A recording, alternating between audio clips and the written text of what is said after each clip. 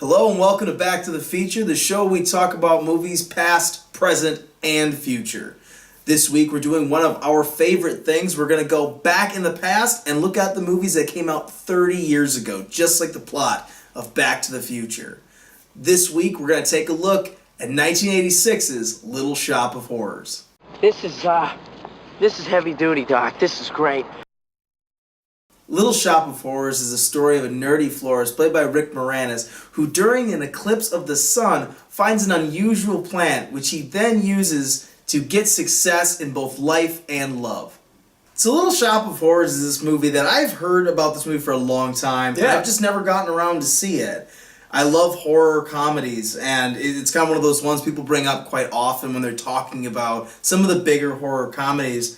I think for me, one of the biggest things is I'm just not a big musical fan. Yeah, it's actually interesting because I didn't know it was a musical. I knew very little about this movie. I just remember seeing it on the shelf at video stores growing up, never seeing it. So, popping it in this weekend and realizing it was a musical, I was kind of like, whoa, like what's going on right now? For me, I'm very hit and miss. There's a few that I really do like. I really enjoy The Sound of Music with Julie Andrews. I also really enjoy Moulin Rouge as well, as far as like the little more modern. I really enjoyed Across the Universe as well. Yeah, that's another, I think, really solid one as well. I think for me where I get lost with them is I'm not a big fan of like the Andrew Lloyd Webber, like Phantom of the Opera and Cats and stuff like that. I don't know, it just comes off really trite to me. I don't really just enjoy musicals very much. Sometimes I find that I feel like they're trying to fit the lyrics to the music and it always kind of sounds a little too unnatural sometimes. Yeah, I think, sometimes, like the narrative kind of gets... I just don't like the narrative being told in that way, and that's a subjective thing. Mm-hmm. And, I've never been a big fan of the Rocky Horror Picture Show. I mean, I've never really seen it, the whole thing. But I've just never been a huge fan of movies where people just start breaking out into song like that. So it was kind of it was a big turnoff for me, and that's why I think it took me so long to kind of find this movie. So I'm glad that we actually got the opportunity to look at this one because I don't know if I would have gone out on my own and taken the risk and watched a different musical like that.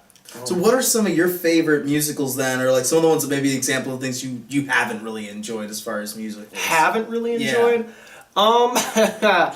Well, I do enjoy all the Disney movies. The older Disney movies are I think you definitely essentially make an argument for that. Musicals. Lion King, Little Mermaid, Aladdin.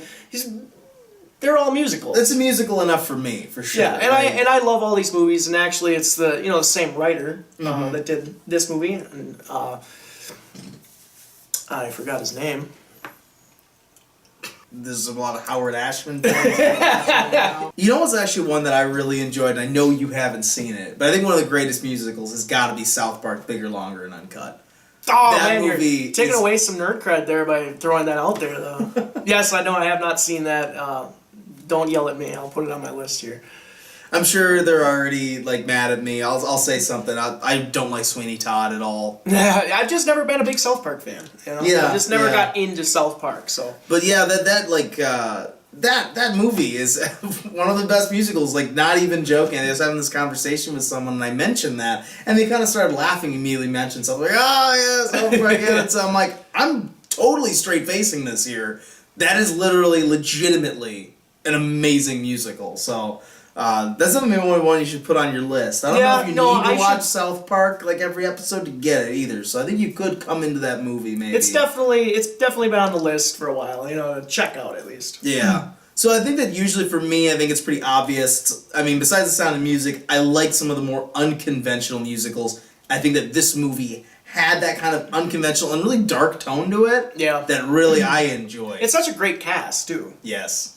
Rick Moranis. I know it's kind of right at the height of his powers. I really enjoyed Rick Moranis movies when growing up as a kid. I would definitely say watching this, you can definitely see why it's one of those iconic roles. You mentioned Rick Moranis, you have to kind of mention this movie a little bit. Yeah, no, for sure. I was really surprised to see him start breaking out in song. Yeah, I don't know. I'm not 100% sure if that was him singing, but I really enjoyed it. It sounded like him. I was really listening for it. It wasn't perfect singing. Yeah. It sounded kind of genuine. They can trick you though sometimes. Yeah. Sometimes you're like, oh, that's obviously that person, and it's not. So But yeah, like it's.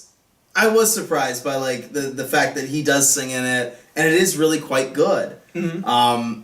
And then you also got Steve Martin, who I think is really so awesome in this. Yeah, I really enjoyed him as the like the dentist, like more masochist, sadistic dentist. Yeah, where he's just going around just enjoys hurting people. So that's why he became a dentist. I love how they talk about when he was younger. He always had a talent with like hurting people. Yeah, and so he decided to become a dentist, where that's like your primary. It's occupation. so funny too. And we were talking about this. A lot of people don't like dentists. I was kind of traumatized as a kid with dentists. So when that storyline kind of plays through, I was laughing hysterically, and I thought it was so funny because that's just kind of how I view dentists. Yeah. But I like that his introduction where they're just sort of like, oh, he's like this leather jacket wearing, motorcycle riding, ooh, you stay away from that guy, he's trouble, and he's a dentist. Like, that's what he does. I think that's really funny how the movie kind of plays with these really funny and dark ideas like that. And then there's tons of awesome little cameos by some comedy legends. John Candy shows up as a really energetic radio show host. You also have Bill Murray. Bill Murray. Which, fun fact, this is the only movie that Bill Murray and Steve Martin shared the screen. And the scene with which they share the screen is awesome. Yes. It is. It's a great one. Like, it's just so funny. He just comes in as this guy who just loves, like, going to the dentist and getting his teeth drilled. And yeah. I love the way that Steve Martin reacts to him in that, where he feels like violated because someone came in there and was like, oh, I want you to do this. Like, it makes him feel powerful to, like, hurt people. So when someone comes in there and they just, like, take, like, this, sadomasochistic enjoyment in, like, this thing, it's like it totally, like, ruins his high. It's almost like a mini plot to Ichi the Killer. Oh, I didn't think that movie would come up in any of our reviews, but there it is. But yeah, kind of. Steve Martin's character, was it Oren? He would like that movie probably. But yeah, it's a really funny scene between those two actors, two comedy legends. And it's actually Bill Murray kind of recreating the role played by Jack Nicholson in the 1960 original. This movie is a remake, and it's also technically an adaptation of a Broadway musical. It was originally a 1960 movie made by Roger Corman, who's basically the king of, like, cult movies. Like, when you think of those cult movies from basically the late 50s, through, like, the late 70s and stuff like that, he produced so many of these and put a huge stamp. Hundreds and hundreds of movies. Put just an enormous stamp, discovered so much talent, and this was kind of one of his, like, earlier films in that kind of vein. I think you could definitely see how this could be one of those kind of, like, kind of a little schlocky, but kind of those B horror movies that he would put out at the time. But then just kind of thrown to that filter of, like, the Motown, like, 60s musical style. And that's one of the things I really loved. I love the music, I love the style of the music. So you get that soulful Motown sound, a little bit of, like, that doo-wop sound as well. The songs were extremely enjoyable, and I didn't realize how many of them I had heard previously. Was it Someplace That's Green that Audrey sings? I've heard that before. Suddenly Seymour, I know I've heard that one as well. So there was a lot of things in here where I was like, oh, that's where that's from. Okay, that's where that's from. And I think that was also really cool with the music, and I really enjoyed a lot of the music. And the music was nominated for an Oscar, or the original song nominated for an Oscar. Yeah, and it was actually the only song that was in this that wasn't from the Broadway musical either. It was actually made for the film. Written for the film. Yeah. And that was the first time a song with profanity was nominated for an Oscar. So I think that's kind of a fun fact, too. I can't quite remember which word they say in there. Yeah, we're so used to sort of desensitized to culture. Yeah. In the Deadpool, like in the post Deadpool world, like we're all just completely numb. Yeah, well, Deadpool was nominated for some Gold Globes too. So I know. That just was mind blowing. Some tells me it's the Golden Globes now. Come on, like. Yeah, but it bleeds into the Oscars every once in a while. So we'll see. True. It's interesting. True. It's still interesting. But the Academy's a little, I don't know, they seem a little stuffy maybe older. For Deadpool. Yeah. I think the average age there is a little too old for Deadpool. So obviously we enjoyed this movie quite a bit. I know I had a lot of fun watching it. So for you, were there a lot of negatives that you felt that you saw while watching it? Not really. I mean, like I said, I don't usually get into musicals. The music is all really good, but just like how a movie is told narratively in that way, I doesn't really, that part of it doesn't really draw me into the story. Yeah. I think it's a fun experiment. Like it's a fun way to tell a story, but for me personally, subjectively, it just doesn't really pull me into the story that way. Yeah, I would definitely agree with that. I think some are better than others. But in general, they do follow a very similar format to each other. Yeah. And I think that's maybe the only thing that I really felt was that some of it in that way is rote. It's done in a very fun little twist on that, but at the same time, its structure is very familiar. Yeah, and there it were feels some like a Broadway musical. And I will say, there is a lot of it that it did feel genuine. Like some of the earlier songs by Rick Moranis. I was like, oh, this is really awesome. I love the way the story is being told in this way. So I wouldn't really completely discredit it for being a musical in that way. Yeah. I'd say the only other thing, too, is that I don't find the movie to be overwhelmingly deep. It's just kind of fluffy and fun. Something, I wouldn't say disposable, but it's definitely something that you're just going to have fun with this movie. It's not going to have huge thought-provoking, themes in it. You're not going to be sitting there, wondering and trying to, go into the depths and rabbit hole too much with this movie. It's very straightforward, just kind of a fun bit of dark comedy mixed with music. Yeah, it is designed to be a B movie. Yeah. Like you were saying, it doesn't really transcend. It doesn't go above that. So, I mean, if you want to call it negatives, I guess that's negatives. Yeah. But, I mean, overall, it achieved what it wanted to. Oh, yeah. And it went above and beyond that.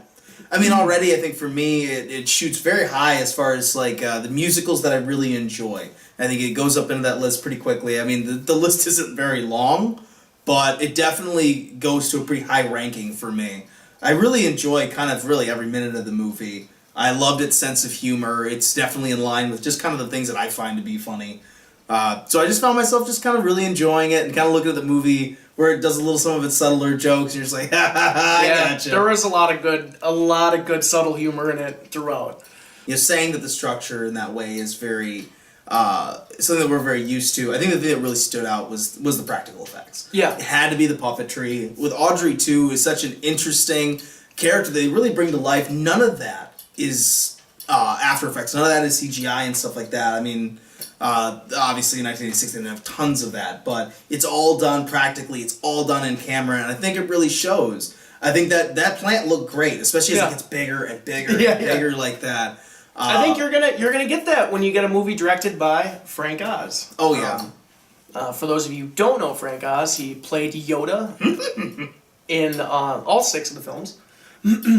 Yeah, provided the voice of Yoda, did the puppetry in the early films when he still was a puppet. I mean, Frank Oz was basically the guy that you would get if you just couldn't get Jim Henson. And actually, interesting enough, Jim Henson's son actually did help do the puppetry on Audrey as well. So there's a little bit of collaboration there. I know those guys have collaborated many times before in the past. And definitely, those are the 2 names when you think of puppetry at all. You're gonna mention Jim Henson, Frank Oz. So he pulls out all the stops. He really shows off the enormous talent he has with these practical effects. I think that's, like I said, it's a unique part of the movie, and I think it's something that you can't quite ever recreate the exact same way. You couldn't remake this movie, do that with CGI, and it'd feel anywhere near, I think, just the fun that this movie has. And then also, kind of keeping in line with Audrey II, who I think is really the star. The plant is definitely the star of the movie. I think if you look at what people should take away, or I know they made a board game right after this that came out. Everyone's obsessed with that Venus flytrap. It's funny too because they actually did interviewed the plant too, between when media would come to interview cast or whatever. They actually interviewed the plant as a character. Yeah, I think that's really cool, and Levi Stubbs, I think, who provided the voice, does a great job of really making Audrey feel lifelike. I mean, there's some times where you're like, oh, okay, this is obviously someone lip syncing, or somebody pre-recorded, and they're trying to match up the puppet to the voice. But I think a lot of the times it is really seamless. It really does work very well, and of course, Levi Stubbs is famous for being the lead singer of the Four Tops, one of the greatest singing groups of all time, and I love his voice. I think his voice sounds fantastic in all the songs that he sings in this movie, and it really brought Audrey II to life for me. So there's definitely a lot to like here. There's definitely some things that, you know, don't quite push it to the top. So John, what's your final summary? What's your final grade then for Little Shop of Horrors? Little Shop of Horrors, it's an enjoyable film to watch. It's really fun. It's really, I love the way that the film turns. Kind of midway through with Audrey II. I think Audrey II is an awesome character. The music is all really good. The movie was directed really well. I love the stage like setup. I love the look of it. Looking kind of like a Broadway play. Yeah. I did really enjoy that. Rick Moranis is great. Steve Martin is awesome. Bill Murray's cameo in there. I was laughing hysterically through quite a bit of this film. This is definitely a gem of the 80s. This was a really enjoyable movie. Actually, we didn't watch the original cut. We watched the intended cut. That's right. That released in 1998. And for those of you who haven't seen this movie, I don't want to spoil it, but the ending was just like it had me floored. I was like, this is awesome. It was really exciting. But I guess the theatrical cut didn't have that in it. So if you have seen the theatrical cut, definitely go check out the intended cut that released in 1998. It was really awesome. So I think I'm saying this is a B movie. I give this movie a B. I think it doesn't really go up further. It doesn't go up higher for me than that. It doesn't go lower than that. It was really fun. Though Little Shop of Horrors is a movie with a definite ceiling, it is an enjoyable movie all the way through. Every minute of this movie, I found myself smirking or laughing out loud. It's just a whole bunch of fun, and if you've got a dark sense of humor just like me, you're going to just really, really love this movie, and I can definitely see why this movie is a cult classic. Audrey II is an iconic character, and it's also an iconic role for both Rick Moranis and Steve Martin in this film. I would definitely say at the end of the day, there is a ceiling on this movie. I also give the movie a B. But I definitely really, really enjoyed it, and I implore you, go check this one out if you've never seen it before. So that's been our short review today of Little Shop of Horrors. Remember to like and subscribe here on YouTube. It really helps the channel out, and we love to engage with you guys, so comment down below on what you think. Also, you can find us on Facebook at Back to the Feature. You can find our page on there. And you can find us on Twitter at Back2Feature. You can chat with us on Twitter all day long. I've been your host, Giovanni Carlo. And I'm John Vandeloo. And we'll see you guys real soon. Which is what makes time travel possible.